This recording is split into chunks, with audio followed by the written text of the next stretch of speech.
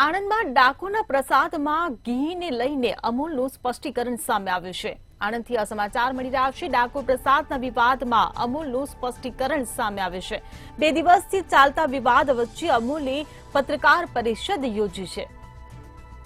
ઘી પર કરાયેલ આક્ષેપોને અમૂલ દ્વારા વખોડી કાઢવામાં આવ્યા છે। ત્યારે અમૂલ ઘીમાં કોઈ મિલાવટ નથી તેવું અમિત વ્યાસ દ્વારા નિવેદન આપવામાં આવ્યું છે। આશિષ સેવક સામે અમૂલ ફરિયાદ કરશે તેવું અમિત વ્યાસે જણાવ્યું છે। તો આશિષ સેવકે અમૂલ ઘીને લઈને આક્ષેપો કર્યા હતા, જેને લઈને આ સ્પષ્ટીકરણ આપવામાં આવ્યું છે। અમૂલમાં ગુણવત્તાનો કોઈ સવાલ ઉભો થતો નથી તેવું નિવેદન આપવામાં આવ્યું છે। ડાકોર મંદિરમાં છેલ્લા માર્ચ મહિનાથી ઘી મોકલતા હોવાનું તેમણે જણાવ્યું છે। ત્યારે ઘી પર કરાયેલ આક્ષેપોને અમૂલ દ્વારા વખોડી કાઢવામાં આવ્યા છે। અમૂલ ઘીમાં કોઈ પણ જાતની મિલાવટ કરવામાં નથી આવતી તેવું અમિત વ્યાસ દ્વારા નિવેદન આપવામાં આવ્યું છે। આશિષ સેવક સામે અમૂલ હવે ફરિયાદ કરશે તેવું પણ તેમણે નિવેદન આપ્યું છે। આશિષ સેવકે અમૂલ ઘીની ગુણવત્તાને લઈને સવાલો ઉભા કર્યા હતા।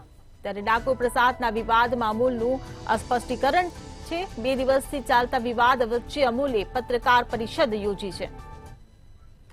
અમૂલ ડેરી દ્વારા કયા પ્રકારની પ્રતિક્રિયા છે? સૌથી પહેલા બધાને નમસ્કાર। અને અમૂલ ડેરીના ચેરમેન, વાઇસ ચેરમેન નિમાક મંડળ તરફથી આ સ્ટેટમેન્ટ રિલીઝ કરવામાં આવી રહ્યું છે।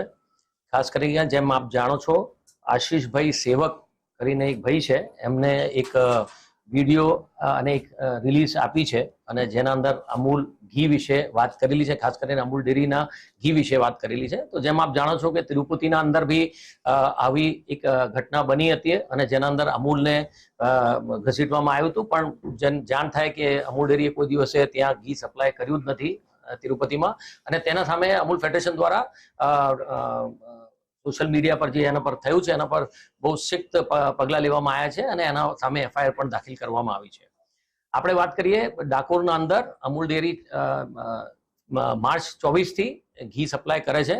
જેમ આપ જાણો છો, અમૂલ ડેરી એ લગભગ 78 વર્ષ જૂની સંસ્થા છે, જેનું બ્રાન્ડ